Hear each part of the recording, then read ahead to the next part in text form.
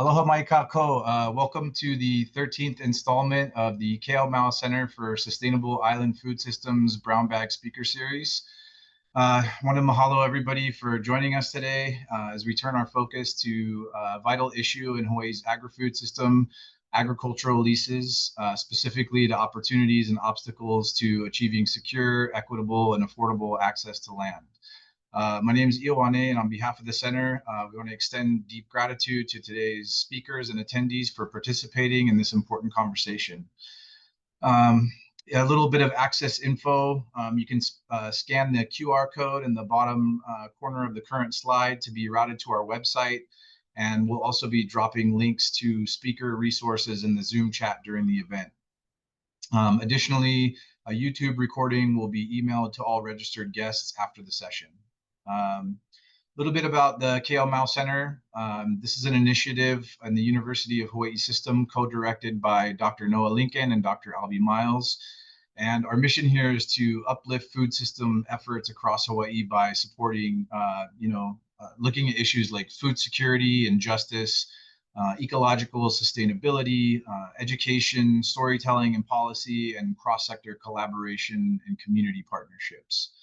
The series was created because we noticed that across Hawaii, this food systems work is really powerful, but it's often siloed. And so the series exists to bridge those gaps, share stories from the field, and build alignment around the most pressing issues. So, our long-term vision here is to understand how the UH system can best support food systems transformation in service of the people and lands of Hawaii. Some context in our broader work, the center engages in different things like applied research and data analysis, community education and events, policy monitoring and advocacy. And we feel that by convening practitioners, policymakers, and education, we're helping shape Hawaii's path to greater food system sovereignty. Regarding today's format and topic, each speaker will offer a concise presentation from their unique organizational or agency perspective. Our audience interaction is limited to the Zoom Q&A feature, so when you have a question, please click on the Q&A feature and submit your questions at any time. And today's topic, like I stated, agricultural leases in Hawaii, exploring the structural barriers and new opportunities to create more accessible, long-term, and equitable leasing for farmers. So a little bit of context why we're doing this particular topic. We're drawing on findings from the UH's Economic Research Organization 2021 report, Reviving Agriculture to Diversify Hawaii's Economy. And so today's session addresses one of these, one of the most significant challenges to revitalizing ag in Hawaii, and that's secure, affordable land leases, or land access rather. Some structural barriers include underutilized ag lands, short-term lease structures, fragmented land ownership, high production costs, and limited transparency and data. So the report outlines key policy strategies to advance more equitable land access and strengthen Hawaii's food system. So expanding long-term lease options on public and private lands, creating transparent land matching platforms,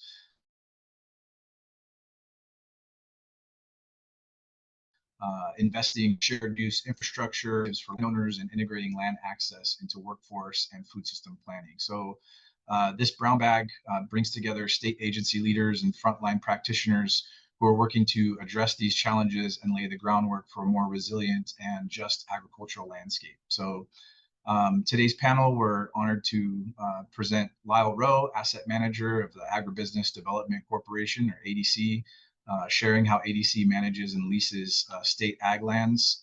We have Laura Ediger, Director of GoFarm Hawaii, offering perspective from Hawaii's leading farmer training program.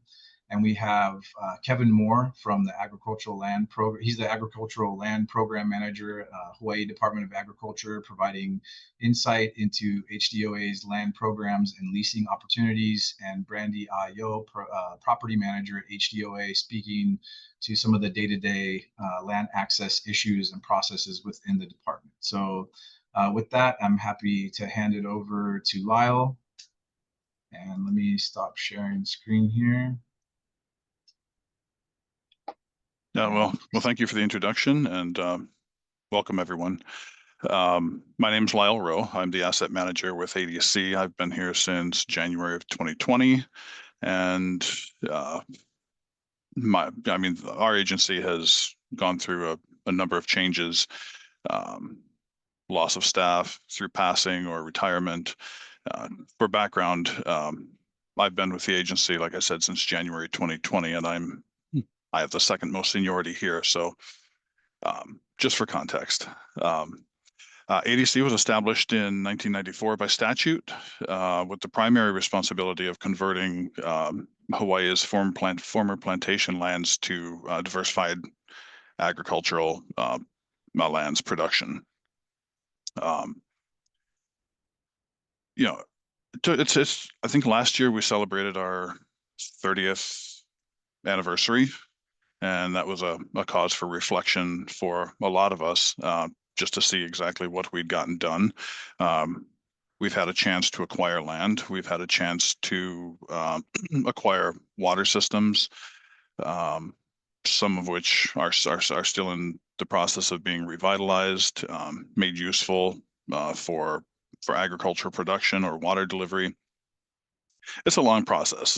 For context, the plantations came in. They they built took them 40, 50 years to build a system that lasted roughly for 100 years. And so we're acquiring certain strategic, at least in our opinion, strategic lands and water systems in an attempt to develop an agricultural system for another 100 years, or that will hopefully last for another 100 years.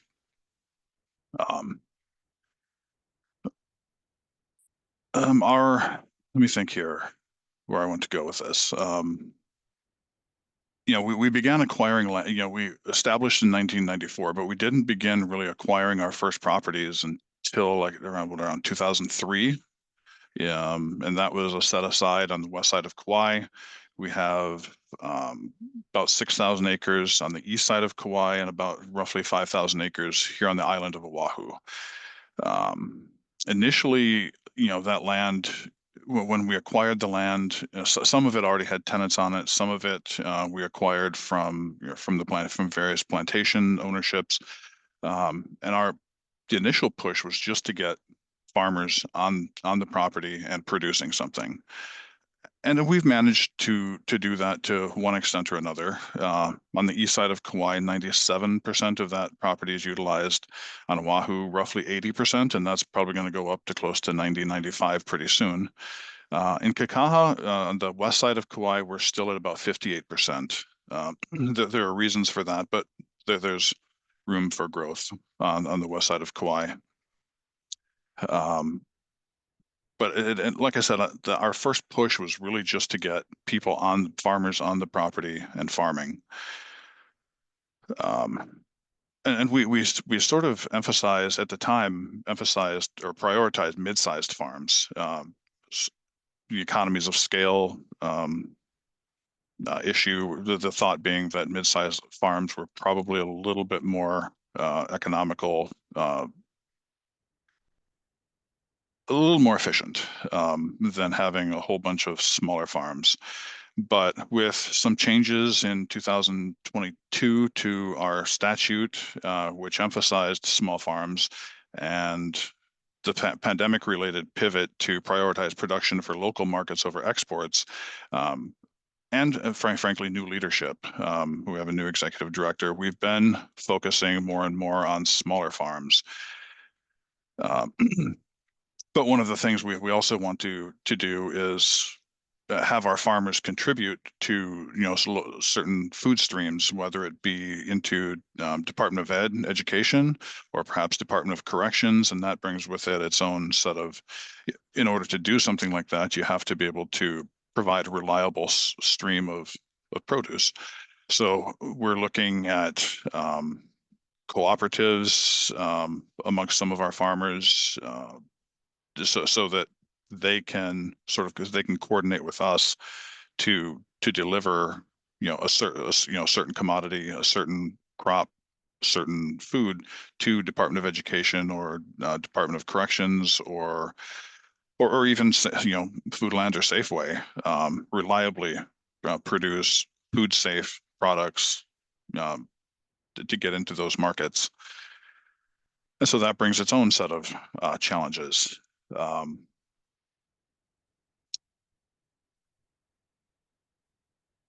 I think that's we've also, I guess, I wanted to talk about a little bit about lease terms and such. ADC has offered in the past and still continues to offer, I think, up to roughly 35-year leases. Actually, what we offer are licenses, but it's the terms read much more like leases because we're aware that those lease terms are a significant factor in farmers being able to acquire financing for expansion or infrastructure development. We also run up against concerns though with new farmers or new business models that are in our opinion or experience are untested. So occasionally we will offer if we feel like there's a risk in either the farmer's ability or their business model. Occasionally we'll go with a shorter term lease or license, but generally we're very cognizant of the role that the lease term plays and are amenable to a longer term lease. I think that's roughly all I have at the moment. I'm sure more will occur to me as others talk, but I'll yield the floor for the moment to the next speaker.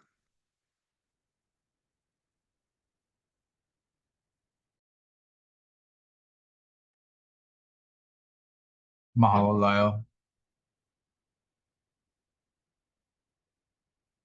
Laura, you could go ahead. Thank you.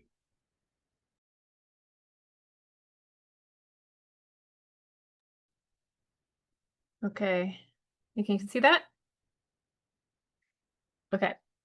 Aloha everyone, I'm Laura Ediger. I am the co-director of GoFarm Hawaiʻi. And I'm going to share a little bit about what we're seeing in terms of, primarily our graduates. So we run a beginning farmer training program, and we also do ag business consulting across the state. And so I'm going to share what we're seeing in terms of the people who participate in our program and come to us for assistance, and what we're seeing as we get involved in helping them identify land opportunities, and in particular supporting them to successfully get ag leases.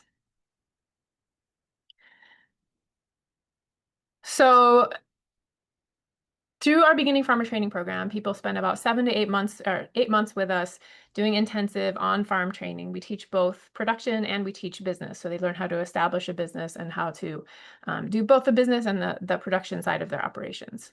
After they've finished that program, that part of the program with us, they can go into our incubator program. So at each of our sites, we have 5 farm training sites.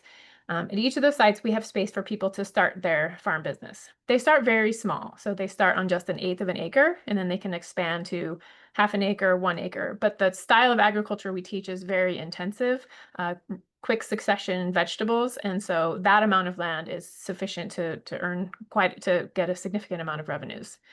And partly we teach that model because of the availability of land. But then when they come out, they're looking for usually, I would say, 2 to 5 acres.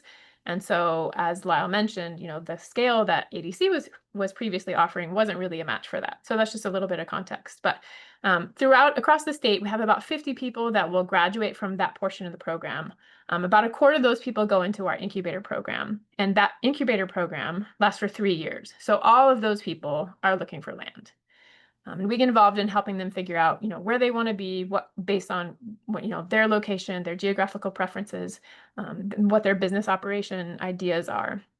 But they really have these 4 paths that I've laid here. So one, people going through our program or otherwise looking for land may already have access to land through existing tenure. Maybe they already own property. Maybe there's property in their family. Maybe they have relationships with someone who owns property. So that's one way. They already have access. Another is that they may be seeking access to public land, so through HUA or ADC, through a lease option. We do have a couple of graduates who have successfully been able to secure HUA leases. And so we've been able to see through that process, especially for beginning farmers, but for everyone, what the challenges are in actually securing those lands, and then establishing your operations there.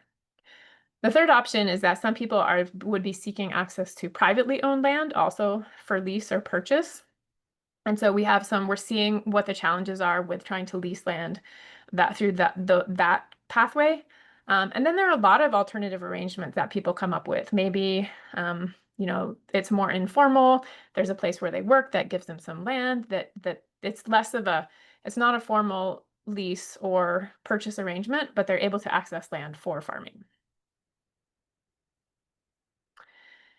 We do an alumni survey every other year. So we survey all the people who have gone through that stage of our program to see what they're doing now, where they're at, what their farm is doing, what they're planting, what they're growing and selling. In our last survey last year, the people who are actively farming on land, these were their land situations. So 40% of them, 39% of them had purchased property that they were farming on. 25% of them were leasing from a private owner. 13% of them had land that was previously owned by their family before they got involved in farming themselves, and less than 1% were leasing from the government.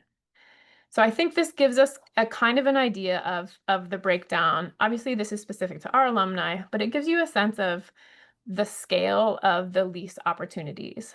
I would say that this really does reflect kind of what is available out there on the market. And so I'll be talking both about the public side and the private side of what we're seeing, but you'll see that the private side is actually much more important in terms of access to leased land for the kind of farmers, the new beginning farmers, especially that we're working with. And you may have noticed that this doesn't add up to 100%. It adds up to about 80% because all of the other responses were really like one-off alternative kinds of arrangements. So there's a lot of creativity that's happening, partly because these markets are so tight and it's so hard to find land through sort of traditional conventional arrangements. I also want to talk about, so partly in response to our need to assist, let me pause this. Our need to assist a lot of land seekers. So last year we put some effort into developing a more robust and sort of formalized land matching process. So people in our program can do this. It's also open to anyone in the public. So it's open to people who are offering land. Some people, we often hear it's through the grapevine or people approach us, people who have land that they want to have a farmer on in some form or the other. We also have many people who are seeking land. So I'll show you what this looks like on our website. If you go to our website and you look at the top, I'll just play this right now. You'll see that we have this land opportunities and resources. And when you go in here, you go to the land matching part and you look, and it kind of goes you through the process, how the process works in working with us to find land. And then you'll go in, and when you click get started, then there are two kinds of forms there, one for a landowner seeking a tenant and another for farmers looking for land.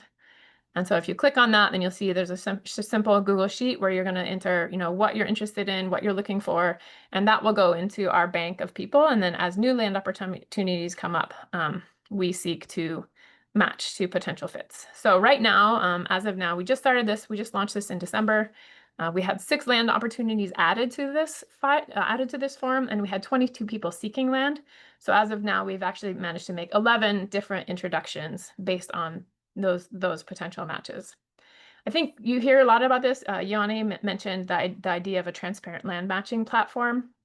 When we looked at what was happening nationwide and also looked at our context here, we felt that wasn't maybe, a very just online, people find each other kind of situation, wasn't necessarily suited to the context here. And wasn't necessarily what people wanted. And actually, after listening to people's experiences trying to set those up in other places on the continent as well, they tend to run into a lot of challenges. It's very personal. People have very specific ideas about what they want to happen to their land or what kind of land they're looking for. It's hard to just make a simple match through an online platform. And so this way lets us have conversations with both sides and see where we think is a good fit. In terms of resources and support that we also offer personal land lease reviews. We have a land lease template on our website, and we also can work with somebody to go through suggestions and advise them in the process on both sides, I would say. And also, just looking at land opportunities, helping people evaluate whether it's a good fit for what they want, and then planning how to move forward with those opportunities. So I welcome you to check out our website and look at those resources. So what are we seeing out there as we help farmers try to find leases? I would say these are the obstacles to seeing leases as a solution for land access. One is just the availability is really low. There are not a lot of people out there. There's not a lot of land out there that is available for lease. And so if anybody has anecdotes to share about that, I welcome that. But I think that's something, it's not easy to find a situation. And then when you do find a situation, there's often you'll quickly run into some reason why it's not really suitable. Ioane also mentioned the terms of leases. This is something that comes up a lot, more on the public side, because that's where there's potentially a policy angle to it. On the private side, nobody's going to come in and dictate what the length of a lease has to be. But in addition to the length of the lease, that's something we definitely hear. We have a few major large landowners that do a lot of agricultural leasing. And then there's a lot of smaller scale, somebody has a property, they want it to be farmed, they're going to do a lease. It's much more, maybe less formal. And so there's a lot of things you can run into with the terms of leases, and wanting to provide security for the tenant, for the farmer, and also provide peace of mind for the landowner that if something is going wrong and the operation is not working, is not meeting their needs and expectations, that they have recourse as well. So similar to, how there's a landlord-tenant hotline, there's all sorts of issues that people run into where they want to have some sort of ability to have mediation or some kind of resolution. The third, which I would say doesn't get talked about nearly as much as the terms and availability, is the cost of putting lease land into production. And this is consistently true both on the public side, and I think it doesn't get talked about enough, and then also on the private side. Somebody may offer 5 acres of land, 10 acres of land, but then when you go see it, it doesn't have fencing, it doesn't have water, and it's covered in trees. So if you look at, the cost of the lease may be low, that may be very reasonable. But if you look at the cost to actually get that land into production, it's very challenging for a farmer to try to, even if they are able to get financing for it, but to look at the return on investment in terms of making that upfront investment and getting their land ready to produce, and then how long it would take them to earn that back. So that's that I feel needs to be more part of the conversation about how we're publicly supporting getting more farmers onto land. Opportunities to improve leases. We talked a little bit about duration. A 1-year lease is probably not that helpful, but it really depends on the business operation. Some people whose operations are focused on doing short-term annual crops, a year may be fine for them. They can do 3, 6 crops of something that's a quick turnaround crop and then move on to another spot. They may not want a longer-term lease. So saying that absolutely everybody needs to have a longer-term lease isn't necessarily true or the solution. As I mentioned, the terms, especially in terms of what would be required to, do you have the option to extend? I know that's come up as an option when talking, or as an issue when talking about HDOA leases. Do people have the option to extend or not? And then what could potentially terminate the land access agreement? I think there's definitely discussion that can be had about how to potentially cost share between the lessee and the lessor for improvements like water access and land clearing. And, these are some of the things towards the bottom, is really thinking more about, kind of outside the box about how things could shift. Is there potential for building equity within your lease structure? And this is something that HDOA actually does.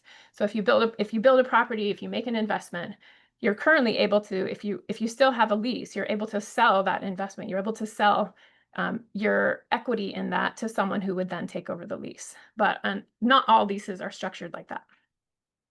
We do a lot of education for landowners in terms of their expectation for what rental revenue should be for farmers.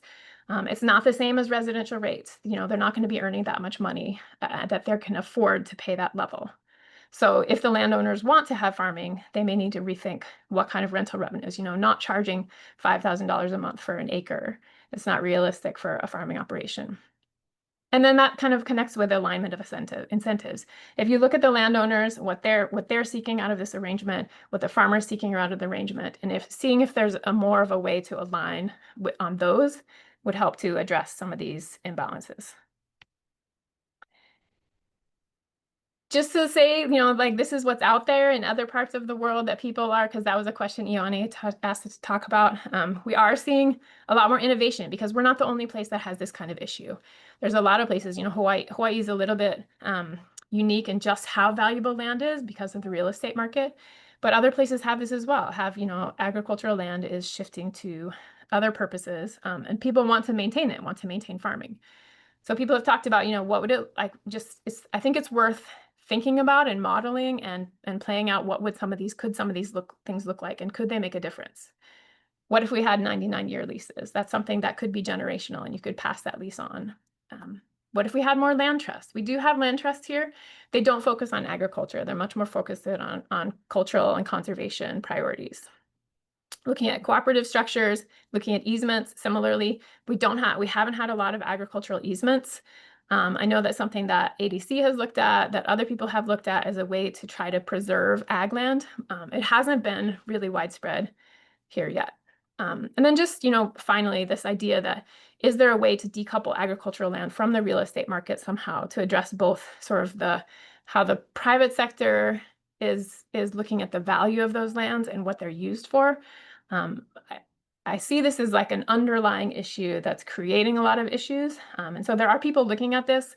Is there a way to separate that? And I think there's different structures that would allow that, but that's really creating a lot of the challenges in terms of being able to purchase or lease land for agriculture.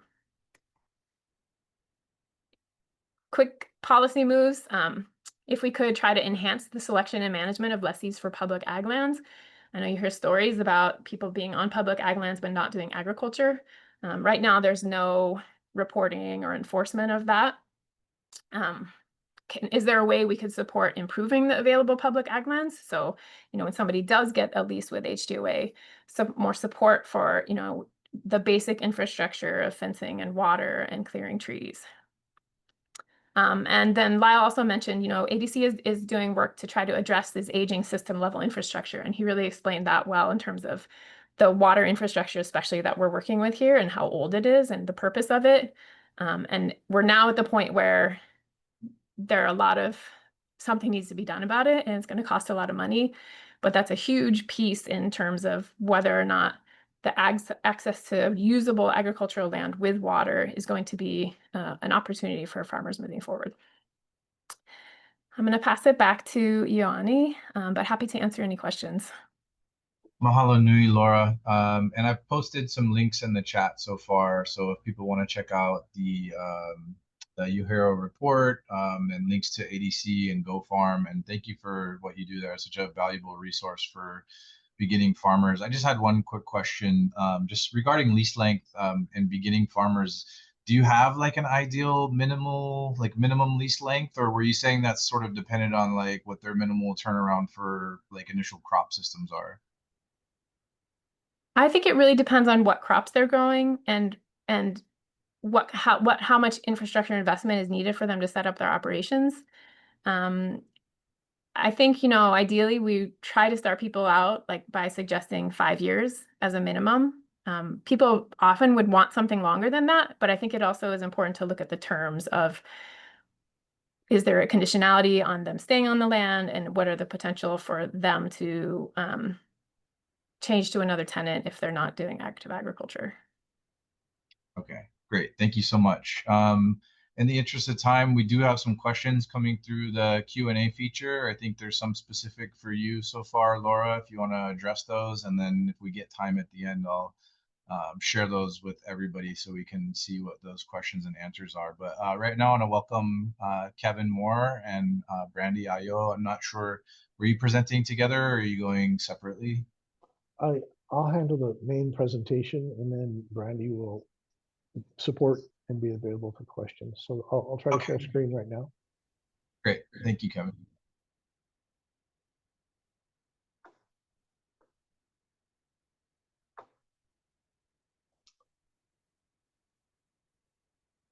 Okay. Can you see the DOA slide? Looks good. Okay. So again, Kevin Moore, I'm the Agricultural Land Program Manager. Good afternoon, everybody. I've had that position for all of 6 weeks. That's why I have Brandi Ayo with me She has more than 5 years experience with Department of Ag. I will add that before coming to DOA 6 weeks ago, I was with DLNR's land division for 17 years. And so I do have experience on the land management side for DLNR, which includes agricultural lands. At HDOA, we have basically 3 programs, which is Ag Park, non-Ag Park, and a newer enterprise program. The Ag Park program, we have 9 Ag Parks. We used to have 10. The one in Keikaha, Kauai was transferred to ADC not too long ago, so we now have 9, with 4 on Oahu, 4 on the Big Island, 1 on Molokai.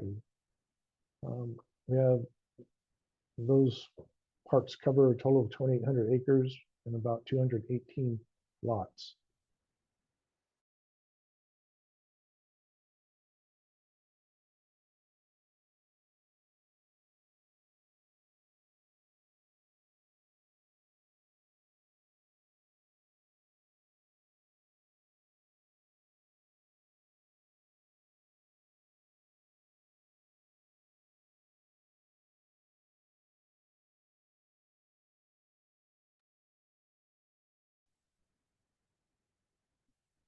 To have Hamakua Ag Park, 12 lots on 445 acres. Hanaeva Ag Park, 29 lots on 346 acres.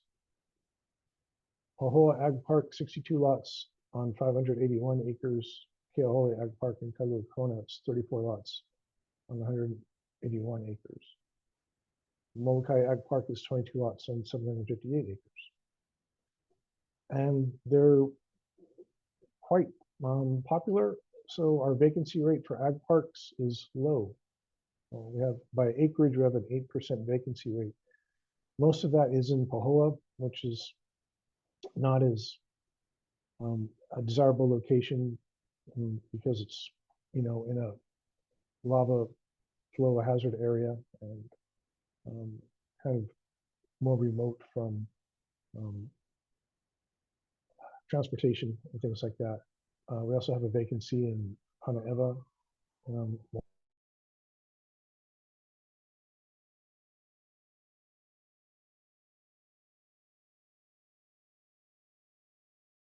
Money, the infrastructure, bring it to the lot line is in progress.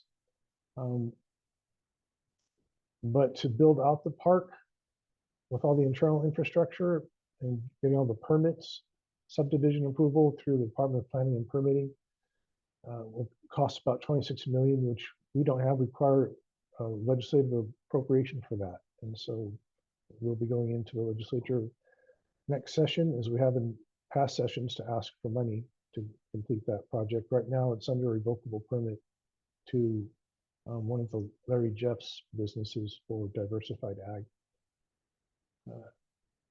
Once we get funding, it'll be about 2 years to build out and complete that park. Okay, so challenges for creating new ag parks. First one, which island, which community should they go in? We need land. If DOA doesn't have the land in its inventory, we need to acquire it from either another agency like DLNR or condemnation of private property with DLNR assistance is another option, but not one that's used frequently. And as mentioned before, we also need appropriations from the legislature for all the planning, environmental studies, acquisition costs, subdivision, and development of infrastructure. Okay, so that was the Ag Park program. This is non-Ag parks. In 2003, the legislature passed Act 90, which basically said DLNR should transfer all of its ag lands over to DOA.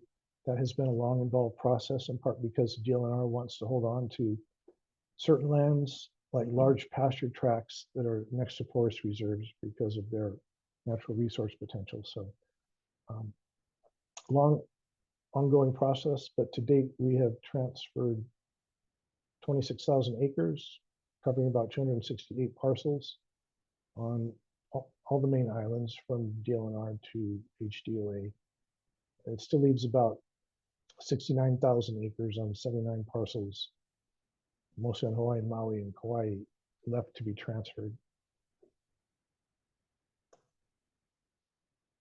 I guess going back to this slide, so these lands can be all kinds of things. Diversified ag, as mentioned, large pasture tracts, dairy operations, and anything else ag-related. The Agricultural Enterprise Program, the legislature just passed a statute in 2022 to authorize this program, and it basically is for all of the operations where that don't fall into the existing ag park or non-ag park programs. And so a good example, we have a slaughterhouse lease. It's not really, it's ag related, obviously, but it's not an ag park operation technically, and it's not an Act 90 operation. And so that is something that would probably go into our ag enterprise program. Because it's so new, the Board of Agriculture just recently approved going out for the rulemaking under the statute, and so we don't actually have any lands in that program just yet. That's a future goal. Okay, basic requirements for being a HDOA lessee: you got to be a bona fide farmer, which is defined in our rules, and basically it means you have to have at least some experience or education in being a farmer, so that the likelihood of success is there. There's this, you got to be a citizen of the U.S. with at least 3 years in Hawaii, or a permanent alien with at least 5 years of residency in the state. No defaults on a state lease in the last 5 years, and you're current with taxes. Some of the differences between ag park and non-ag park leases. So the ag parks are going to be contiguous lots in a subdivision with infrastructure in place. Lot size is typically 5 to 10 acres. Non-ag park, generally not contiguous. It would be large scale operations with independent farmers who take care of their own infrastructure. Lease terms for ag parks can be up to 55 years. There's no automatic extensions of that term, but the board has some discretion to do extensions under certain conditions. On the neighbor islands, the lessees can apply for 30-year extensions if the acreage is 25 acres or less. And there's no conversion for existing disposition to a new lease. For non-ag park, lease terms can be up to 65 years. Again, no automatic extensions, but the board has some discretion to approve extensions. And there is an option for conversion to a new disposition under some circumstances, like paying a premium.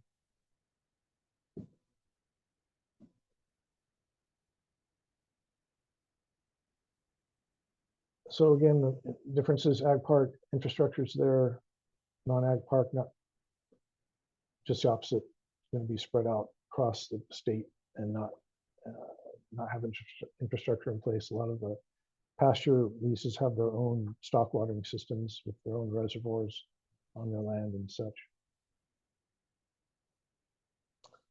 Retail activity, ag park versus non-ag park. Generally, retail activity is not allowed in the ag parks, but up to 2 lots can be designated for certain retail activities: processing, marketing, display of agricultural crops.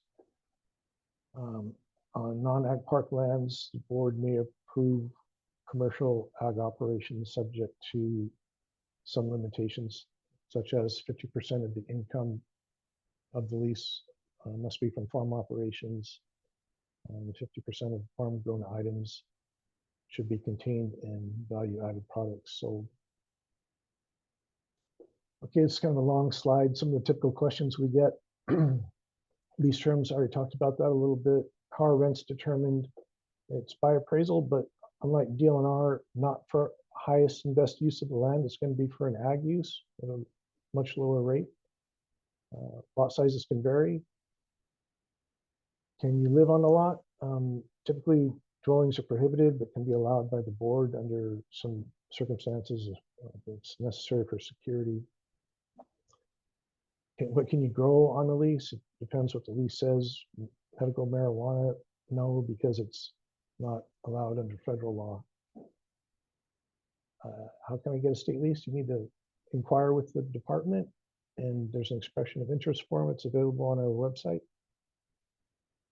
Other lease requirements, you need to submit your qualifications, tax returns, tax clearances, business plan, cash flow projection. Any lessee would have to post a performance bond in the lease, which is like a security deposit. It's going to be equal to 2 years of the base rent. You have to provide a conservation plan approved by the Soil and Water Conservation District for your area and also approved by our department. You need to post liability insurance for the term of the lease, and you need to pay real property taxes to the respective county. There's the expression of interest form on our website. And that's final slide with some resources. And that's all I have.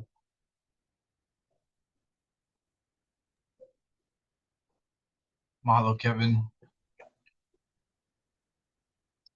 Brandi?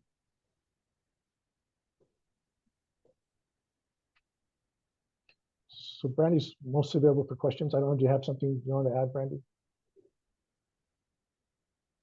I believe you covered it all in the slideshow, so we'll just wait to see if there's questions from any of the audience. Then we can cover those at that time. Sure. Okay, great. Yeah, so just looking at, thank you for all of that information. I know it's a lot. We had a lot of questions for everybody, so appreciate you being thorough and covering all of those things. And we have a pretty good amount of time left now, about 14 minutes. We can look at some of the questions that are coming through, and I encourage our audience to present some more questions they might have. But so the first question we have is for Laura relating to ag easements specific to Hawaii Island.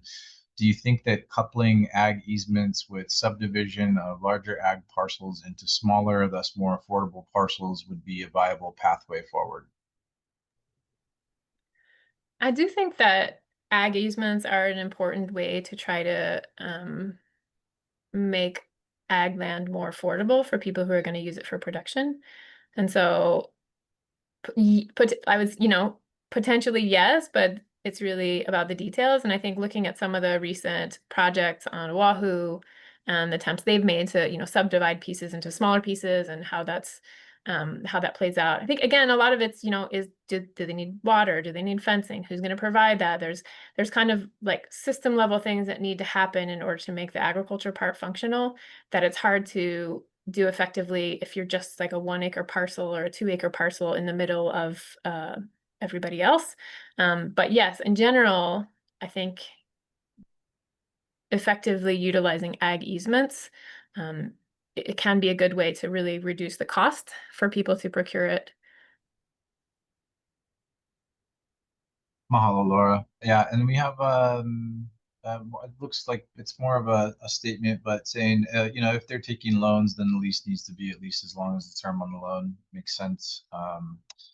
And we have a question, why are consent to mortgages so tough to include in HDOA and ADC lease agreements? Allowing consent to mortgage would increase the number of lenders providing capital to farmers. Who'd like to take that first? I can take an initial stab at it. I mean, so the mortgage consent process is, I think it's usually spelled out in the lease. It's just that it requires chair or board approval. And it's an extra step, but it's important to get separate approval on that because the encumbrance obviously ties up the lease and can be foreclosed on.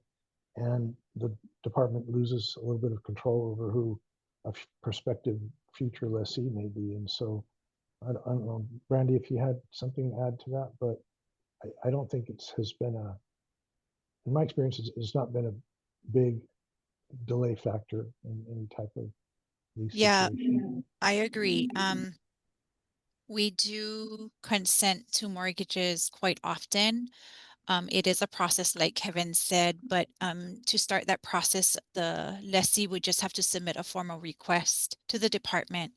And then from there, we would work with the financial institution to get that done. And then, of course, the board would have to approve that request and we would do the formal consent. But we get that, we do get that pretty often, and it's not uncommon. And I haven't personally come across any real issues with getting approval for those.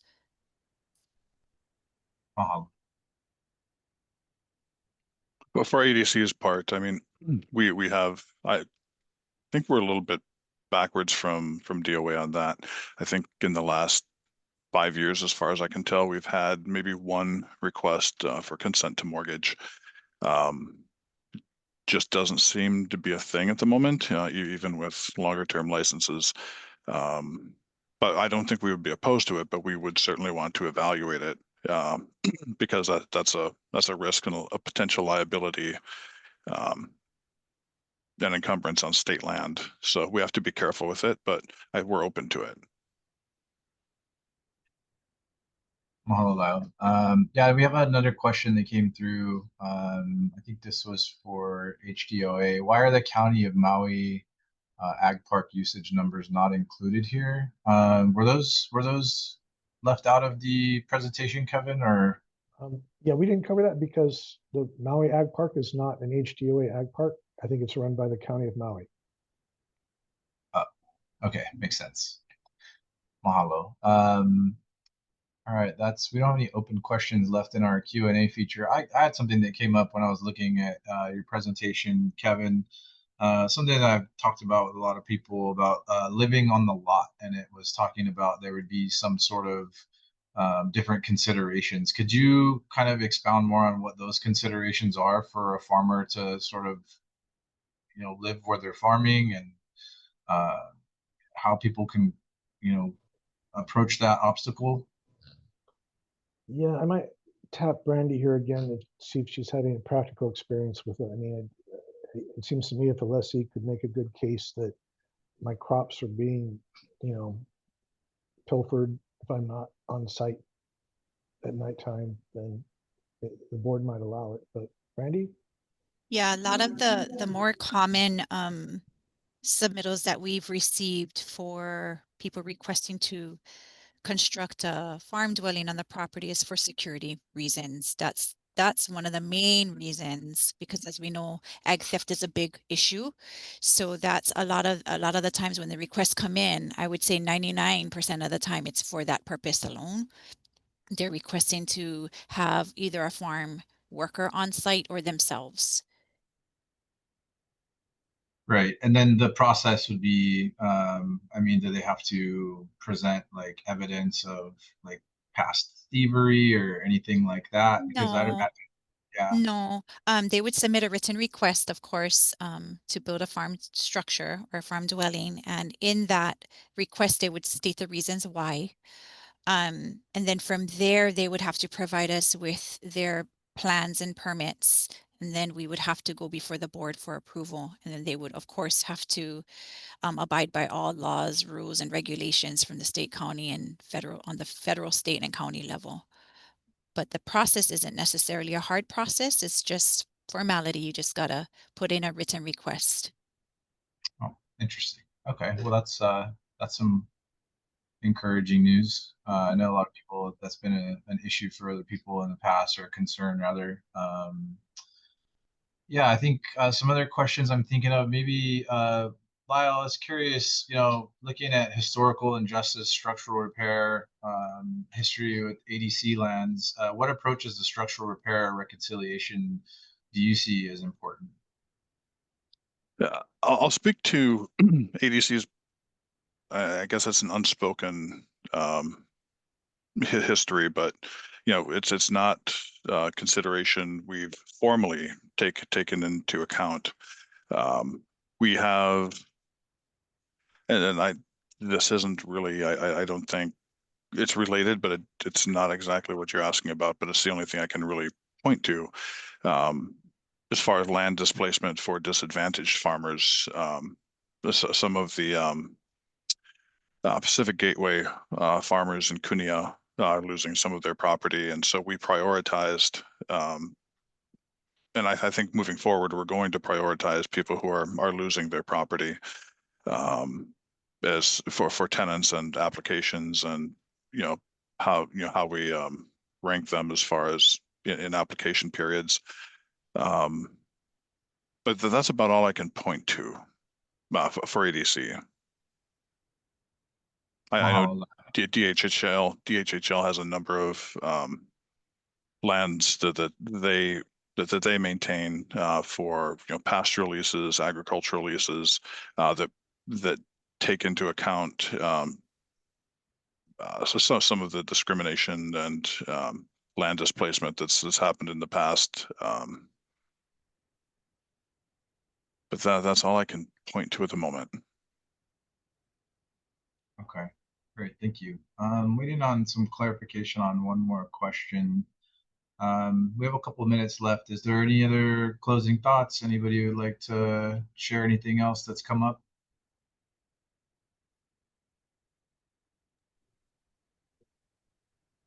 Okay, one last question then here. We have, can you share roughly what % of tenants have been approved to reside on HDOA leased land?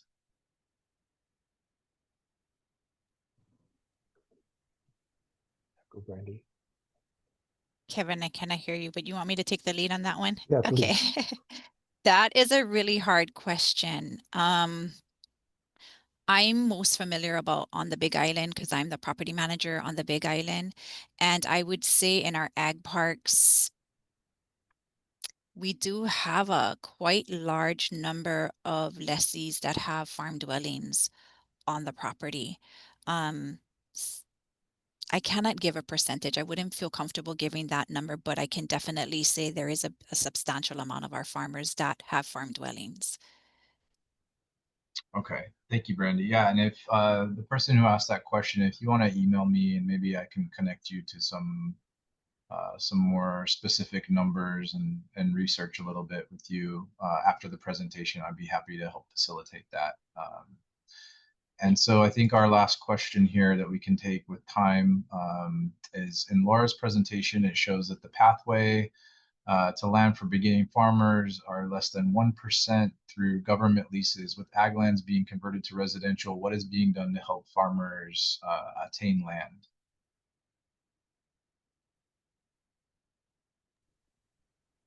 I think, I mean, it's helpful just if you saw in Kevin's presentation, the vacancy rate in HDOA lands is 0% mostly across the board. And so it's very hard to get those. They don't come up very often, and then it's very competitive. So you can see that there's much higher demand than supply.